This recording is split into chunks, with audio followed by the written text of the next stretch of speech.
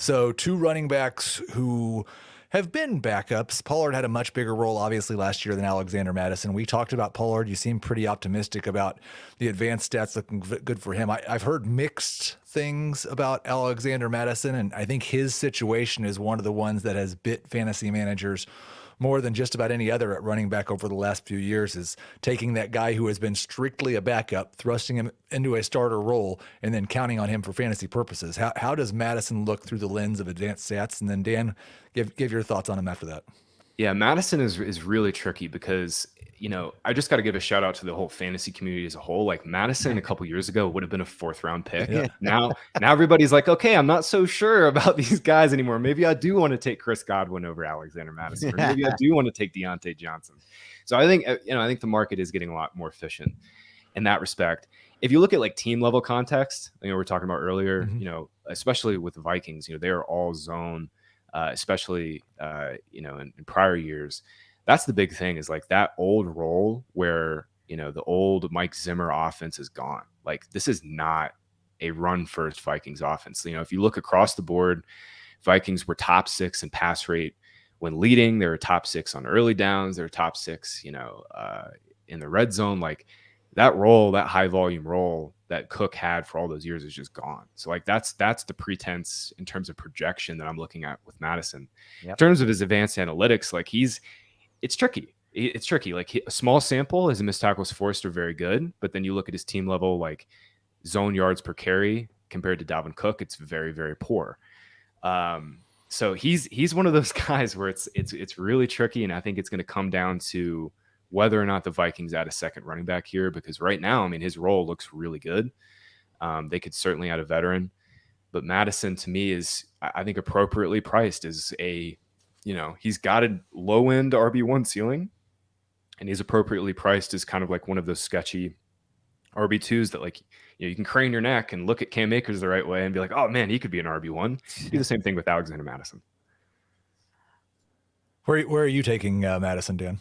I actually am a little bit higher on Madison, but I am, for redraft, because I just have the expectation that I'm going to put the situation first here. And Madison is the player who they paid here. And behind him right now, at least, and this goes to what Graham said, like if they add someone like Kareem Hunt or Leonard Fournette, my opinion changes entirely. But what they have behind him now is Ty Chandler, whose film I loved, but he was an older prospect that they didn't use much draft capital on.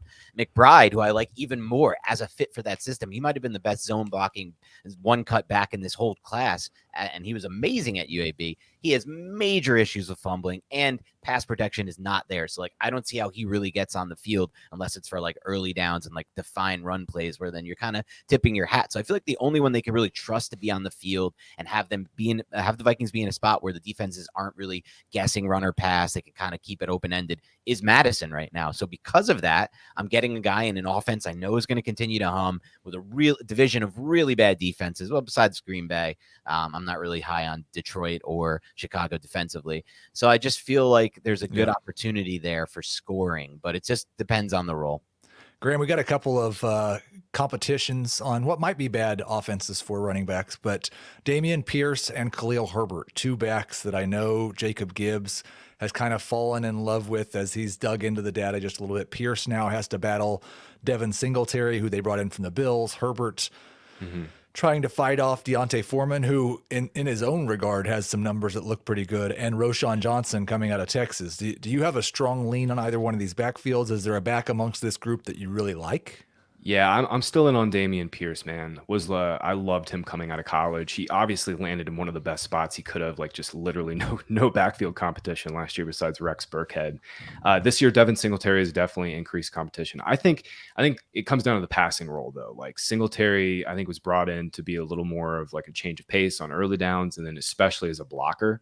Dameon Pierce was a really bad blocker at Florida. Right. He was really, really bad last year. He got pulled from some games because he missed plays. So I don't really care so much about that. Pierce, in terms of yards after contact, missed tackles forced, blows Singletary out of the water. He's clearly the more talented back. So I'm in on Pierce as an RB2. This Bears backfield, man, I have no read on. I'll just be straight up honest with you guys. I really don't. I liked Roschon Johnson coming out. I thought Deontay Foreman especially last year, was starting to come off well the Achilles, and then he popped last year for the Panthers. And I was mentioning Herbert earlier. He was a yards after contact and analytical darling last year. Right. A lot of that came down to his advantageous usage on early downs, but I guess it's Herbert. That would be my guess, but I feel like 2%, literally like 5% confident in saying that. Like, I could also see Roschon Johnson, if we want to go skill set wise. Like, Johnson is the only guy here I feel confident saying he can play on passing downs. So like, if we want to go skill set, we want to make a bull case argument that Johnson is like the only guy who can kind of give, like Dan, you were saying, that versatility of like not knowing if it's run or pass. That matters way less for a team like the Bears. But Roschon's like the only guy in this backfield that can play on passing downs. I will say it's a good thing. Good thing Dameon Pierce doesn't play in Chicago. Matt Eberflus saying the number one job of running back is to protect the quarterback. Pierce cannot do that job. Dan, give me your top 3 running backs from these 2 backfields. Okay. Oh, from Houston and Chicago. Okay. Top 3 overall for fantasy. Number 1 for me is definitely going to be Dameon Pierce. I understand the concerns for sure with him staying on the field, but to me, Pierce with Slowick, the offensive coordinator they're bringing in from San Francisco, it's the literal perfect fit. This outside zone scheme is perfect for his skill set. So I'm extremely high on Dameon Pierce. I also, like Graham, loved his tape at Florida, and it carried over right away. So he would be number 1 for me, and Herbert would be number 2 for me. He's another player who I did love coming out of college. I don't want to, say all these players I just like their college film, but I feel like he's been pretty good in the NFL, what Graham was talking about way earlier on the show, which is creating downfield, creating after contact. So I just feel like I'm getting more upside there. Roschon Johnson was a really good player at Texas. He would have been a much higher draft pick if he didn't play behind Bijan Robinson, but he is still a rookie. So I have some concerns there as far as getting on the field. So I'd probably go 1, 2, and then Roschon 3. Roschon 3. Is Herbert closer to Roschon or Pierce? Closer to Roschon for me. Okay. I really like Pierce this year. I would agree with that. I think Pierce probably a top 20 back, and I'm not sure any of the Bears are be in my top 36 unless one of them gets hurt in training camp or something. Last guy we'll ask you about, Graham. We've been trying to write Derrick Henry off for 2 or 3 seasons now. He's definitely had too many carries. The tires are definitely going to fall off. Is there any sign at all that he's not still King Henry? So I was writing this up yesterday for my DeAndre Hopkins piece. So yards after contact have definitely dipped. He's gone from 4.2 to 3.2, but that 3.2 is still really freaking good. Like, it's still like top 10. Right. He's still right in the mix in terms of missed tackles forced with like Saquon Barkley, Aaron Jones. Like, he's not elite. He's never been elite in terms of missed tackles forced.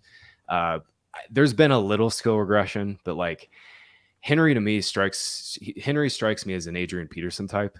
Like, he's going to be 30 next year, and he's still going to look freaking good. Like, I maybe, okay, Henry probably doesn't have the same top 5 ceiling that he's had in previous years. We do have to bake in a little skill regression. Their offensive line is also not going to be very good this year. This is easily the worst Titans offensive line that he's had to deal with. But all of that being said, man, I mean, he has been nothing but an outlier for his entire football career. I'm not going to sit here and say like I'm drafting Henry heavily. I have Josh Jacobs ahead of him in my rankings to kind of give you an idea of how I feel about those 2.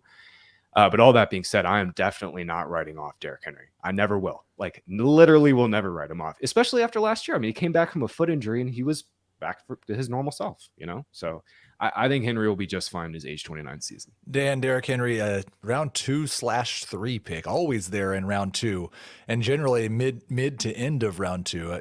Are you grabbing him there, or you still prefer Jacobs?